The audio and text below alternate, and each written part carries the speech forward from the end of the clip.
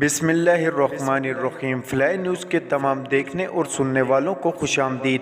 اگر آپ ہمارے چینل پر نئے ہیں تو سب سے پہلے چینل کو سبسکرائب کر دیں اور بیل آئیکن کو پریس کر دیں اور ہماری ویڈیو کو پورا دیکھیں تاکہ دنیا کی معلومات سے آپ باخبر رہ سکیں۔ آئے بڑھتے ہیں خبروں کی جانب۔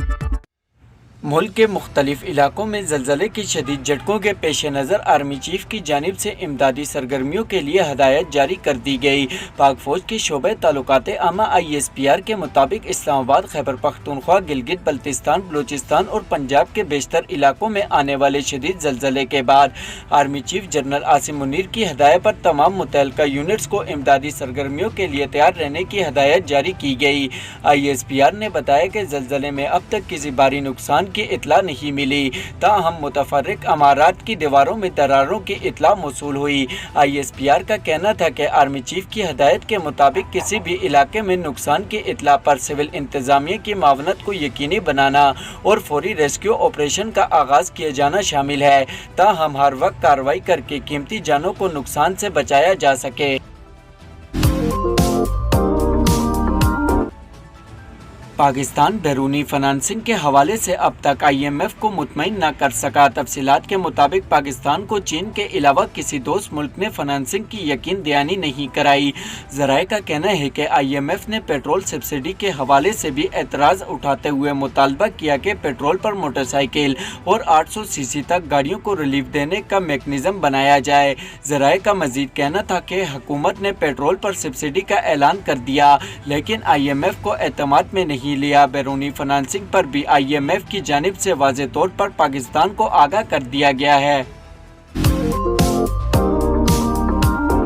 وفاقی تحقیقاتی ایجنسی FIA نے ممنوعہ فنڈنگ کیس میں بینکنگ کورٹ سے عمران خان کی ضمانت منظور ہونے کا فیصلہ اسلام آباد ہائی کورٹ میں چیلنج کر دیا۔ FIA نے 28 فروری کے بینکنگ کورٹ کے فیصلے کے خلاف اپیل دائر کی ہے، جس میں موقف اختیار کیا گیا ہے کہ اسپیشل کورٹ کا فیصلہ خلاف قانون ہے۔ بینکنگ کورٹ کا فیصلہ کالعدم قرار دے کر عمران خان کی ضمانت منسوخ کی جائے۔ FIA کی عمران خان کی ضمانت منسوخی کی اپیل آج ہی سماعت کے لیے مقرر کر دی گئی۔ پاکستان کرکٹ ٹیم افغانستان سے T20 سیریز کھیلنے کے لیے آج لاہور سے دبئی روانہ ہو گئی۔ ذرائع کے مطابق نجی وجوہات کی بنیاد پر پاکستان کرکٹ ٹیم کے بیٹنگ کوچ محمد یوسف کے ہمراہ متحدہ عرب امارات نہیں جائیں گے۔ اس سیریز کے لیے پاکستان کرکٹ ٹیم کے کپتان شاداب خان ٹیم کے ہمراہ ہی سفر کریں گے، جبکہ فاسٹ بولر نسیم شاہ دبئی پہنچ چکے ہیں۔ پاکستان اور افغانستان کے درمیان 3 T20 میچز کی سیریز کا پہلا میچ 24 مارچ کو شارجہ کرکٹ اسٹیڈیم میں کھیلا جائے گا۔ دونوں ٹیموں کے درمیان دوسرا اور تیسرا میچ 26 اور 27 مارچ کو شارجہ میں ہی شیڈول ہے۔ پاکستان تحریک انصاف PTI نے زمان پارک میں پولیس آپریشن کے دوران پکڑے جانے والے کارکنان کی رہائی کے لیے کمیٹی تشکیل دے دی۔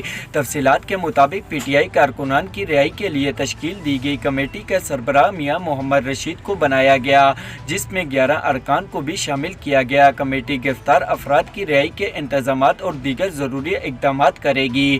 کمیٹی میں ناصر سلیمان، وقاص امجد رانا، مدثر یوسف، وحید وقار، مشتاق میاں، بشیر محمد، شہید بٹیا اور خالد سدھو شامل ہیں۔